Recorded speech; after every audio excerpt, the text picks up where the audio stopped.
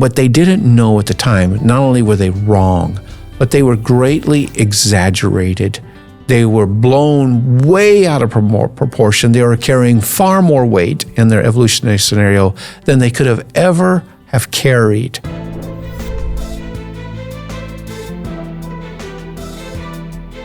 Hello, everyone. Welcome to the Creation Podcast, the show where we discuss the science that confirms Scripture. I'm your host, Trey. The Scopes trial is one of the most famous court cases in American history, and this year marks its 100th anniversary.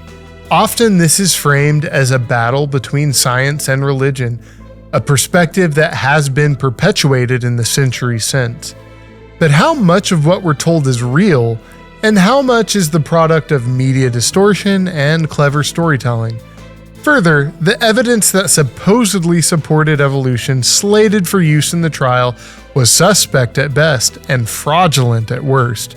From beginning to end, the entire ordeal, from plans made before the trial to the media blitz that followed, was orchestrated to push a narrative, and that narrative runs counter to what Scripture plainly teaches. In the first episode of this series, we discussed the Scopes trial, the events leading up to it, and the aftermath. In today's episode, we'll look into the supposed evidence that was intended to be used to support evolutionary theory and also discuss application for believers and young earth creationists today. And I have with me today as a guest, Dr. Randy Galuza, president of ICR. Thank you for being here, Dr. G. Oh, I love being here. Awesome. Well, here we are, part two. You said at the end of part one that you were excited for this one, and so here we are. So I hope you're still excited to be here and discuss those things. And as always, of course, we have these podcasts on the Scopes trial. ICR also has an event in Chattanooga, Tennessee, centered on the Scopes trial, so we want to highlight that. You can go to icr.org/events to learn more. But for now, we're going to get into it. It's interesting. We talk about the evidence that was supposedly going to be brought forward that never had a chance to reach the light of day. And since then, all of that, every single piece of evidence has been thoroughly and completely debunked. We'll just run through these real quick. Most of these we have dedicated videos for. So when we discuss these, we'll link to those videos.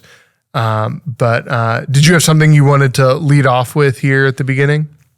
Well, no. I think, this is almost a little plug really for part number one of this series. You have to get this to get the background of the Scopes trial. And when you said it didn't get entered into the record, you have to watch part one to get the answer to that. Why didn't all of this evidence get entered into the record like in an oral way? Some of it was submitted in writing afterwards.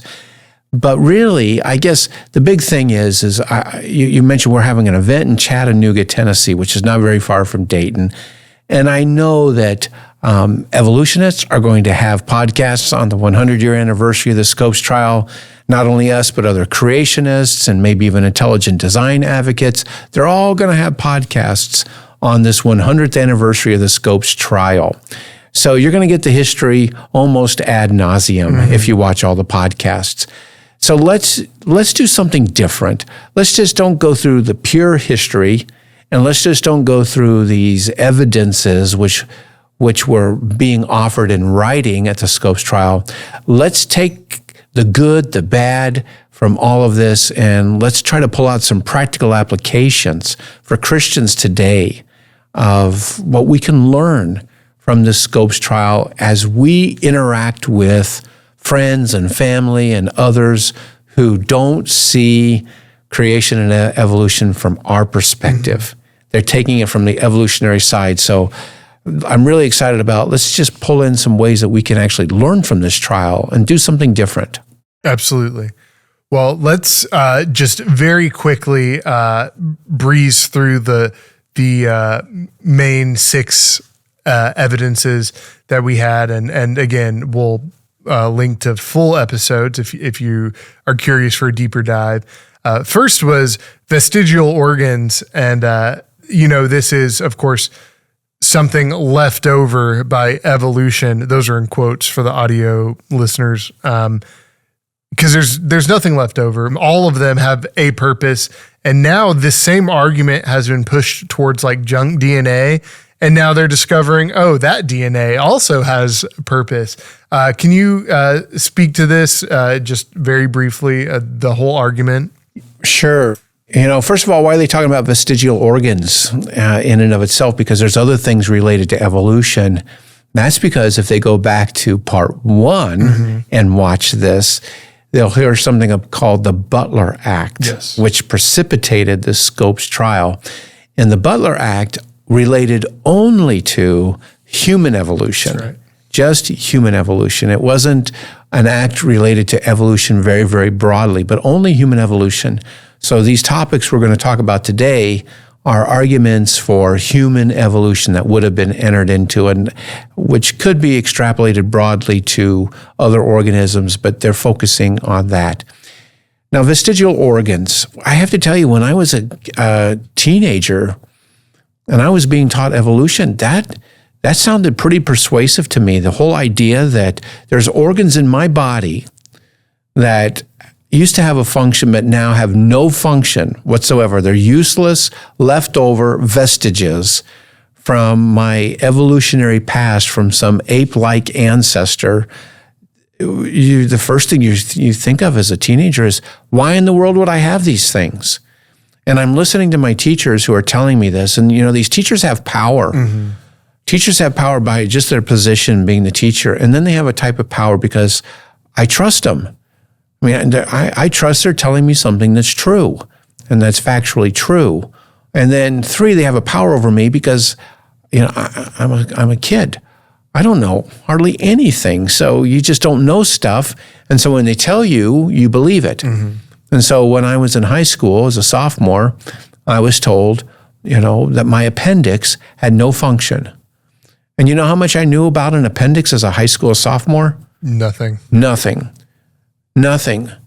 I have no idea anything about it. So I'm told that this is worthless. And not only is it worthless, it's only really good for giving you a potentially fatal appendicitis. And so why if I was really created, which is the alternative explanation, why would I have this useless appendix in me? And then I was told about tonsils as useless, and adenoids as useless, and the hair on my body was useless. The hair on my head was apparently useless. There you go. I know. It's that way. You're able to live without it. That's right. So that's initially a very strong argument that inside of humans there are organs which are just vestiges, no longer functional from your evolutionary past, and given a little more time and more generations, eventually they'll be gone altogether, perhaps.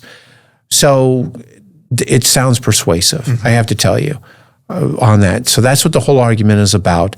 In humans, and then you could find them in other creatures as well. There are organs which are not serving any function for you now. All they do is remind you of your evolutionary past. Question to the student, why would you have them if you hadn't evolved? And the student, not knowing any better, would probably say, well, I guess we did evolve. Like, that's the answer they're looking for, right? That's exactly it. I guess we did evolve. One of my favorites of these vestigial organs is when I was a kid, and I didn't know how to answer this either. I was shown pictures of chimps walking, and they were not a movie, but they were stills. And you see their arms moving, and you can just imagine this chimp walking with these clumsy movements of its arms, back and forth, back and forth. And I was told that when I walk and I swing my arms back and forth, that has no purpose. It's just a remnant of this transition from walking on all fours to walking on twos, and that initially it was a way to help balance, but now it has no purpose whatsoever. So arm swinging was not just a vestigial organ. Arm swinging was a vestigial action that was left over from my past. And I was just like in my appendix, I knew nothing about that. So I believe it, vestigial arm swinging, evidence for evolution from my past. And this is really a pattern of what we see with vestigial organs. We have whole podcasts on this. Evolutionary biologists, they observe something which doesn't quite make sense to them. Why are we swinging our arms? So it doesn't make sense. It doesn't fit. And rather than testing it out, they just, boom, they assign an evolutionary story. We swing the arms because of our evolutionary past. They don't do the tests. They don't rule out any other functions. I've never seen a vestigial where they were actually doing tests to rule out functions. So they have the story, and then that story holds sway for decades. And it does its work. It did its work on me. And it's persuading us that evolution is true. And then finally, some serious scientist, an experiment-based scientist, comes by and tests it. And that's what happened in 2009. Somebody did a test on this arm swinging. And they tested people, and because you can measure energy output through testing things, which everybody has seen, you can have someone walk normal, and you measure their energy output. And then you can have them walk and keep their arms straight down, and you measure their energy output. And then you can have them walk the opposite, swing their arms the opposite way of what you normally would swing it on that. And you can measure their energy output. And lo and behold, by far the most energy efficient is when we swing the arms the way we do.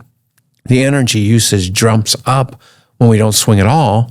And it goes up even higher if we swing in the opposite way of what you normally would do with your gait. It's up to like 25% more energy usage for walking for this. And these researchers who were not evolutionary biologists, they were biomechanics experts, and some were mechanical engineers. They said this lays to waste and puts to rest the whole idea that arm swinging is a vestige from our evolutionary past. And I never saw evolutionary biologists come out and retract it. No, it certainly hasn't hit popular media the way it being vestigial ever did. That's right, exactly. And the same thing goes, they can watch our podcasts about all of the other so-called vestigial organs, from your tonsils to your appendix to your so-called tailbone, and on and on and on.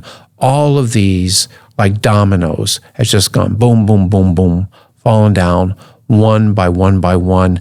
I don't know whether anybody could have taken him down at the trial because nobody was doing this research on arm swinging, for instance. They didn't know back then. And they didn't know on that. But you bring that evidence up today, and it's actually easily knocked down. Absolutely. And so that leads me to, this one's honestly one of my favorites because it's just so wild to me. And there's like actual, not just unintentional deception, but like actual deception that's taking place. And so to me, that makes it more nefarious, I guess, is a way to put it. But embryonic recapitulation, I remember when I was, in elementary school, and I went to a Christian school, and we still learned about this. But Ernst Haeckel, we do have a podcast here, he developed the idea of embryonic recapitulation, and he painted the famous pictures, right? So embryonic recapitulation makes the claim that human embryos, when they're developing in the womb, recapitulates or remembers evolutionary past. You're going through your amphibian phase, you're going through your reptile phase. Oh, now you're in your fish phase. Okay, now you're human when you're born. And so definitely proven false. But what's your take on that? Right. At the time, again, it was another persuasive argument because nobody knew anything different at the time. And it's another one of these evolutionary arguments where they make a claim and they present it so definitively and so factually on just a superficial observations.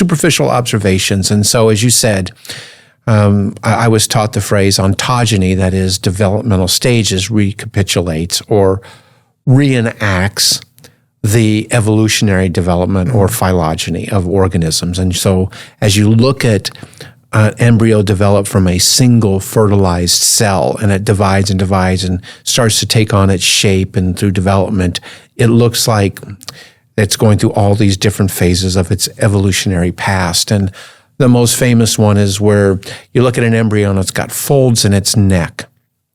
And these were called, they were gills, right? Gill slits. And there's a period of time when the backbone is a bit longer than the rest of the body because the body hasn't grown into it yet. So it looks like it has a tail. And so superficially, you look at these things and bang, it's just like with the vestigial organs. You make a claim, you make up a story, tail, evolutionary past, remnant of that, gill slits, and all of these things along the line. And you tell it to high school students who know nothing, essentially nothing. And I was one of those. And it's like, why in the world would I look like a fish during development unless I had evolved from fish in my past? And that makes no sense unless I evolved from a fish. So that's why I look like this in this fish stage. And why would I have a tail during development if I hadn't had a tail from some evolutionary past? These are the questions that young people are asking. I mean, my question is, why would you look like a fish if you had evolved from a fish? Like, what's the purpose for it being there in the first place? That's a great question because you're probably were more of a critical thinker than I was, but I wasn't asking critical questions. That's a good question. Why would I actually have this? Why would this actually even look this way on there? But it's another argument from ignorance. It's an argument for ignorance from vestigial organs, like we don't know what they do, therefore they must be this, without doing any tests. And this is another argument from ignorance. In other words, you don't really know what these structures are on these embryos as they're developing. And both of them are an argument from ignorance that they're being taught to people who should have no reason of understanding this, therefore they're ignorant of these things, and therefore it's an easy sell. And as you said, this one was not only perpetuated just by the misleading analogy, but it was also perpetuated by a real hoax. Ernst Haeckel, who was an evolutionary biologist in Germany at the time, he faked drawings of pigs going through these stages and chickens going through these stages and humans going through these stages so that the drawings looked much more similar at those stages than they really were in real life. And those drawings persisted at least up until 1992 in textbooks, because when I went to medical school, Haeckel's drawings were in my developmental biology text. That's kind of crazy. Do you know exactly when this was disproven? Well, it wasn't really, they were basically discovered, and in the 1990s, a whole series of articles came out which showed that Haeckel had faked these drawings. And then on top of that, the whole idea that ontogeny recapitulates phylogeny, as Darwin taught it, was also falling out of favor because it just didn't fit. Darwin was saying that, these organisms look like the adult stages of their evolutionary past, and they really weren't doing that at all. And then, of course, some major evolutionists like Jerry Coyne and others, they tried to salvage this. They said, well, maybe they don't look exactly like the adult stages. Maybe they're looking like other developmental stages of other these creatures in its evolutionary past. So rather than just letting this thing go, the biogenic law, as it was stated, let it just be dead, they tried to resurrect it and they tried to salvage it in some way. The reality is, development can be explained from an engineering perspective. That's what ICR is teaching. Right. That biology is an expression of engineering, not the immaterial parts of us like our consciousness and our soul, but the material parts you can explain by engineering principles. And the reality is sure, some vertebrates, they look similar in their developmental stages. And that because they're vertebrates, they're going to have a backbone. So, of course, they're going to have some similarities during these developmental stages. But that is just a byproduct of their engineering development. And there's a point where every building who's built on this earth looks similar at an early stage. Whether it has a foundation. That's right. It's going to be a skyscraper. It's going to be a garage. It's going to be something but they all start off with a foundation. Many of them start off with a basement type of foundation. Not in Texas, though. No, I know, not in Texas. That's it, unless you want to crack. Yeah. But at first, you see the layout, you see the foundation go in, you see these things, and you can't immediately tell what that building is going to be. But then as development goes on, it takes on distinctive forms and distinctive shapes and everything else. And that's exactly how it is with creatures, like vertebrates. At the beginning, you look and there's some similarities. But just like in any engineering process, it's the details. It's the details that are added that make a chicken, a human, and so on and so forth on there. So we can even explain some similarities much better from an engineering perspective. Absolutely. I had never heard it from the building perspective. I really like that. Okay. So our next series of evidences are, and again, we can just touch on these, all supposed transitional forms or early humans or something like that.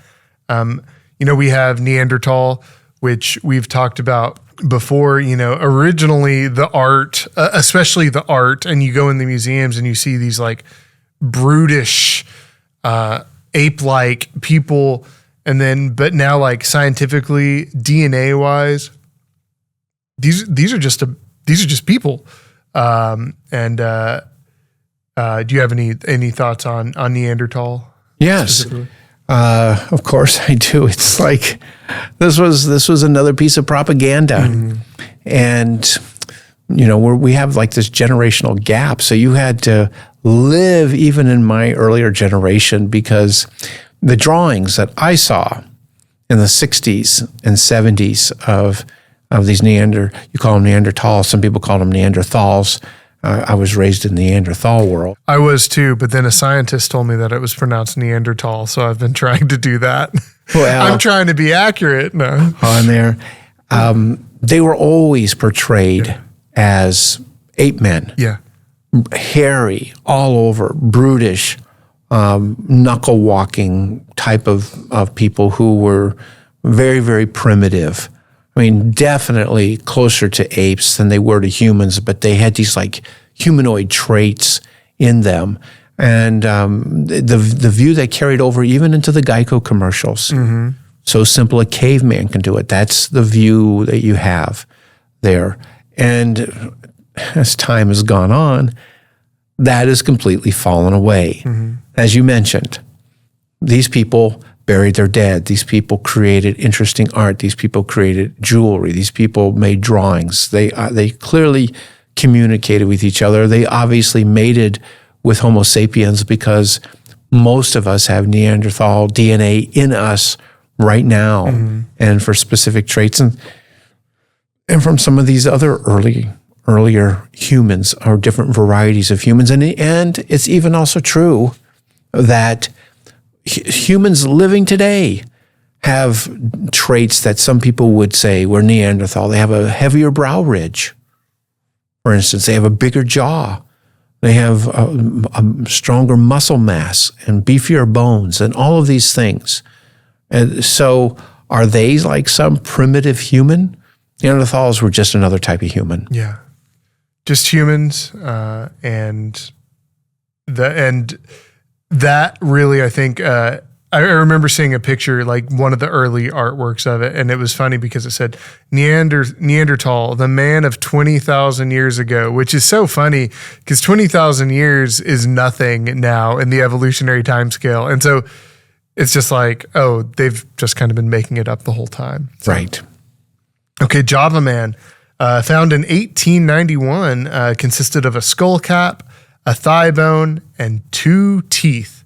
So those are all the pieces they have. And even the pieces were scattered 50 feet apart. And then they came together and they're like, oh, this is a primitive human. This is a pre-human, right? And so, but then it came out not too much later, though, that the skull cap belonged to an ape.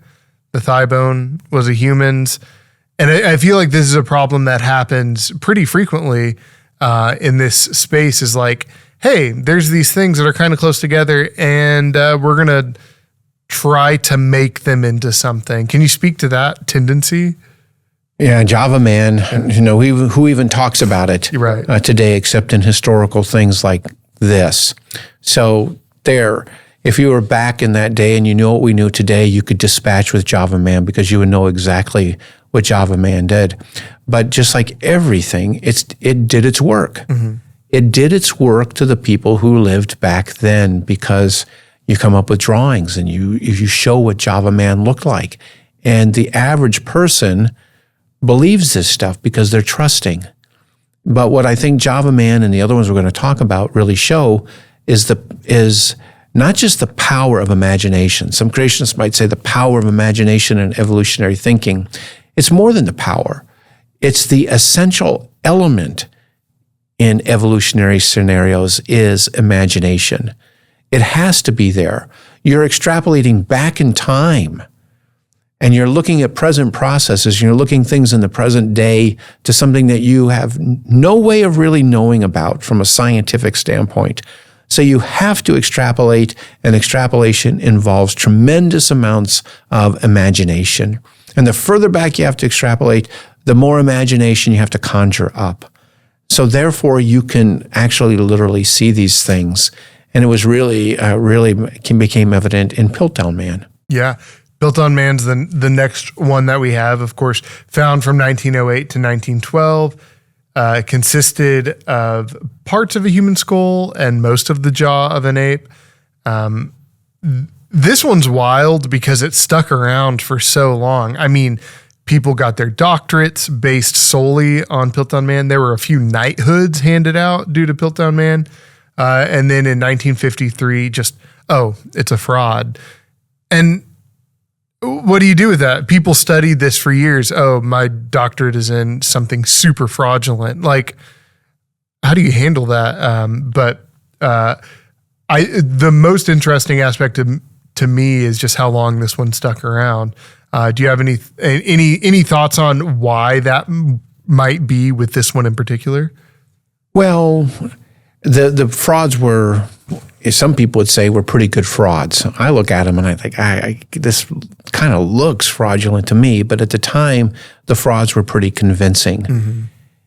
I guess the take-home message is, if this case would have gone the direction that Clarence Darrow wanted to go with talking about real evidence and bringing people on the stand and testifying, Piltdown Man, in my opinion, would have been their strongest point. It was universally agreed in so many ways that this was a transitional form between ape and man. And as you mentioned, people studied it in great detail. And they saw really human-like characteristics, and they wrote it up in Science, the leading scientific journal of the United States of America. They saw really human-like characteristics in an ape's skull. And they saw, and they wrote it up also in Science, really ape-like characteristics in this jawbone on these things. And it really would have been powerful evidence at the time of them. And they probably could have won the case, maybe on Piltdown Man altogether. They saw the opposite characteristics of what the bones really were at the time, and all the leading authorities were in agreement. So just imagine, you don't know it's a fraud because it wasn't really definitively published until 1953 in Science that this was a fraud. So how do you defend against this if you're at the Scopes trial when all of the experts are coming out and they're saying this is a bona fide transition? Mm-hmm. It's the leading conferences of the world agree with this. The leading researchers at the leading schools in the United States of America and across the world agree with this. Mr. William Jennings Bryan, how do you respond to them? Who are you to argue with them? That's right. Yeah. Exactly. Who are you to argue with them? And do you have any experts on your side? And bang, the case could have been decided on that. And it turns out that it's a total fraud. Absolutely wild. It's good that it didn't come to that, because I think that the case kind of painted Christians in a negative light. But imagine if from the time of the court case to 1953, everyone was like, evolution is not just legally true, it's 100% true because of Piltdown Man. I can't imagine what that would look like. Then Nebraska Man, this one to me is a little funny because, in 1922, they found a single molar, and then Nebraska Man became a thing out of that single molar. It had all the media attention that was kind of came part and parcel with those kinds of finds, especially at the time. But then shortly after the Scopes trial, more fossils were found, and Nebraska Man was a pig. Right. I mean, what can you say? They had drawings of this creature from this tooth that they had found. And the leading evolutionists, I read their accounts when I was at Harvard, and I could go back to the library and read the original accounts.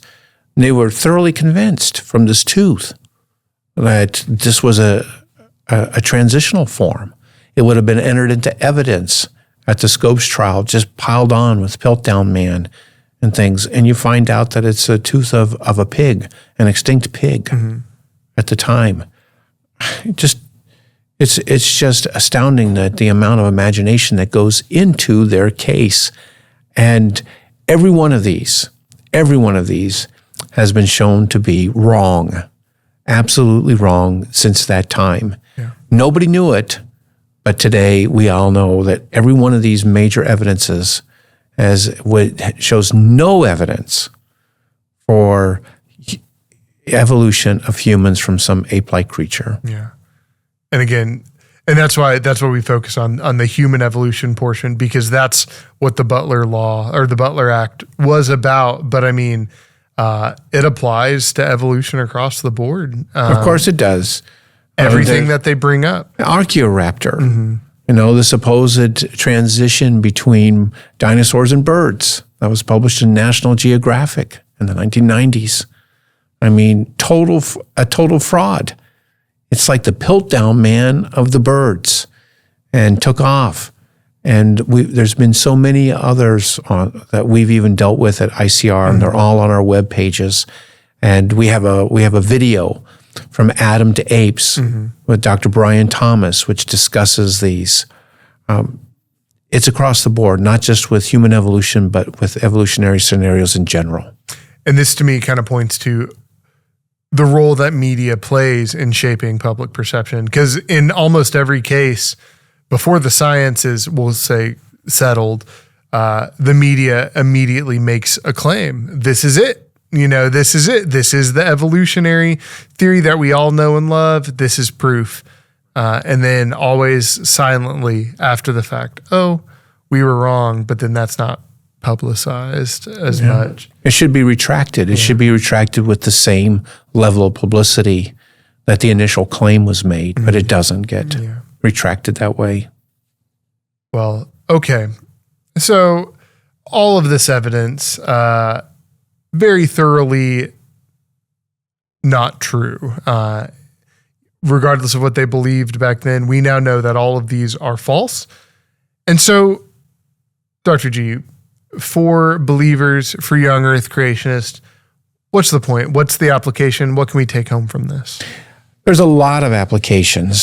So if we projected ourselves back in time to Christians in 1925 who were facing the Scopes trial, you could easily get intimidated back then because it's like there's a mountain of evidence. That's someone who used in a debate against me. There's this mountain of evidence in favor of evolution. That same statement could have been made back in 1925. Here it is on that Java Man, Piltdown Man, Neanderthals, Vestigial Organs, and all this. Look at this mountain of evidence for human evolution. How do you explain that? And then if you were a Christian, it would look absolutely daunting to you to overcome on there. You would essentially have had no answers to any of those things. But what they didn't know at the time, not only were they wrong, but they were greatly exaggerated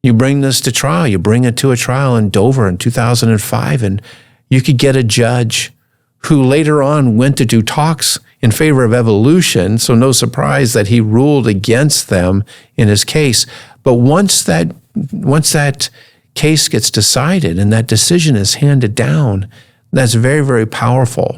And you end up with these massive legislative setbacks. So be content. It's slower. It's not quite as satisfying as having a law that says you must teach both sides, you must do these kinds of things. But it's a much, much better way of doing that. So education is more powerful. And then I think just finally, it's easy to see mistakes. William Jennings Bryan, we talked about this. He really fumbled the ball with his misinterpretation of Genesis 1. And you ended up having something that was persuasive for a lot of people because of who he was. Mm-hmm. But we have to ask ourselves, have we, or are we, ICR, have we, creation scientists in general, have we taught things in the past which have also been wrong? Have we led people astray in some areas which have been wrong? And the answer is yes. There are things which we have taught in the past which was wrong. ICR taught that natural selection, the whole mechanism, was true but limited. Mm-hmm. And we advanced the true but limited mode, which now we reject altogether for various reasons, which, if you put your finger up, we would have these... The CET episodes. The CET episodes and these papers and these other things which we no longer teach that. So it's easy to see the speck in your brother's eye and not catch that you have a beam in your own eye at things. And so I don't agree for 1 minute with William Jennings Bryan's compromise and the hypocrisy that happened during the trial when he was under examination by Clarence Darrow on that. But I do understand he was out there alone. I do understand he didn't have people backing him up in any of those ways on that. And Christians should have that type of empathy towards their brothers and sisters who don't have all this information. And then I guess finally, time and truth, like I mentioned in the first episode, they go hand in hand. Just like Piltdown's gone, all these things are gone. The biogenic law gone. All of the vestigial organs that anybody has held up gone. All these things are gone. Junk DNA gone. Their tailbone gone. It's gone. And you may not know the answer right now, but there will be an answer coming for that, and it'll go away. So have confidence that you can trust your Bible as it is written and put your confidence in that, stand squarely on that. It's not enough. It's not enough to just hold to inspiration. It's not enough to hold to inerrancy. And that's what we talk about, inspiration and inerrancy. But clarity, perspicuity is right up there with it. It makes no difference if it's inspired or it's inerrant if you can't understand it. So the whole idea that anybody with a Bible on their lap can read it and understand it for themselves without the need for holy men to tell them what it says or a bunch of science guys to tell them what it says is absolutely essential. You can trust the Word. It hasn't been overturned in any area, scientifically, historically, in any of these ways. It still stands, though people have been pounding on it for centuries. So have faith and trust it. Absolutely. And that's just a reminder to me and to any other believer to approach these things with grace and humility. It can be so often that we're like, oh, I'm right, or at the very least, I believe I'm right, and my goal is to win an argument. But our ultimate goal should be to be used by the Lord to draw people to Christ, to Him. And so share the gospel, share the evidence. If evolution is a stumbling block, it says, Dr. Thomas once said, I asked him, is is the creation evolution debate a salvation issue? He says it's not a salvific issue, but it affects the relationship that you can have with your Savior if you don't believe every word he says. So again, when you're approaching someone, it's just so important to approach them humbly and be like, hey, I'm not telling you this because I want to be right. I'm telling you this because I care about you and I want you to know the truth. That's right, exactly. Well, do you have any other closing thoughts as we end this second podcast? I think those lessons learned are enough. And so I think we can take them to heart and think about how we're going to apply them. Absolutely. And we've linked to a dozen or more episodes, other podcast episodes during this podcast. So go watch those if you haven't already. And thank you for being here, Dr. G. And thank you to all of our viewers and listeners for being here as well and supporting the channel. If you would like to get the Creation Podcast a week early, please become a member or patron, and you can do so through the links below. You can get this podcast a week early. There's a bunch of other benefits as well, including all of these names that are scrolling down the screen right now. These are all people who are members or patrons through either YouTube or Patreon. And we also have a question here in season 4. We like to ask a question of the scientist that's in the hot seat from one of our members or patrons. And so today, Dr. G, from the Acid Reflux Man, that's his username. What can you share about ICR's cavefish research? Oh, wow, that's a delightful question on this. Our cavefish research grows from questions from our theory of biological design and specifically our model of how organisms adapt, which is called continuous environmental tracking.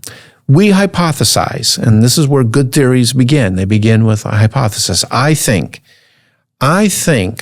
that organisms are not shaped from without, but organisms shape themselves from within.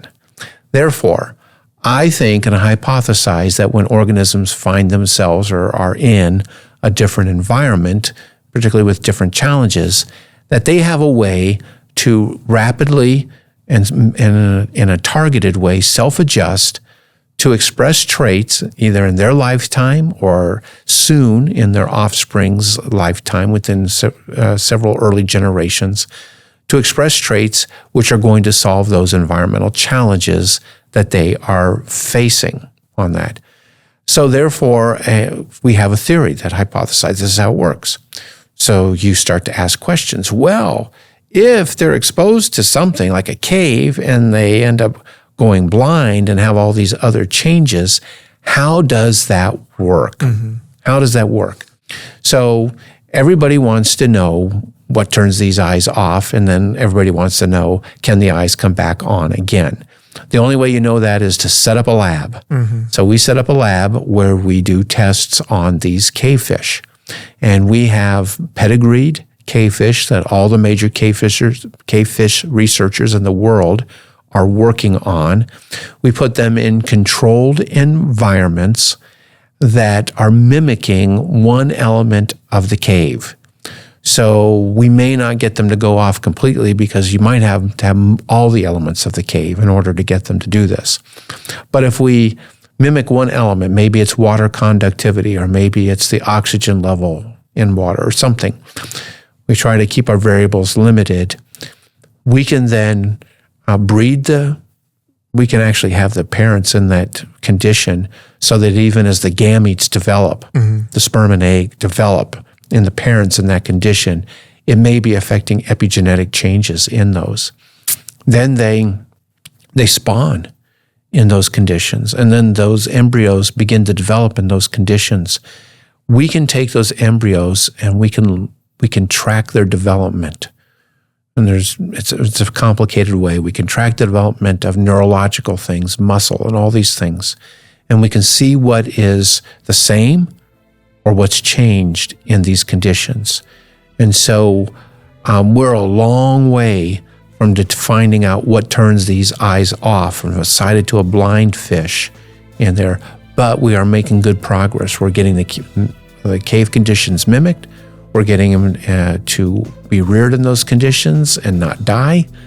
We're getting them to be able to spawn in those conditions. We're able to harvest these developing embryos and look at things under the microscope and put them in the molecular lab. We're able to sequence certain types of DNA.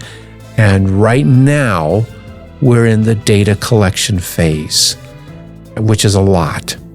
And so we've got years of work ahead of us, but it's fruitful and it's useful. So that's where we are currently with our fish experiment. I wish I could tell acid reflux man that we're close to cracking the nut on that, but we're not. We're still in the data collection phase. Awesome.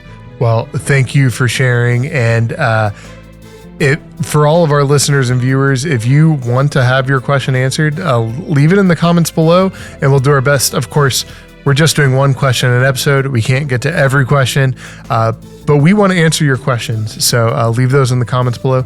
And thank you again so much, Dr. G. You're welcome. Absolutely. We'll see you next time.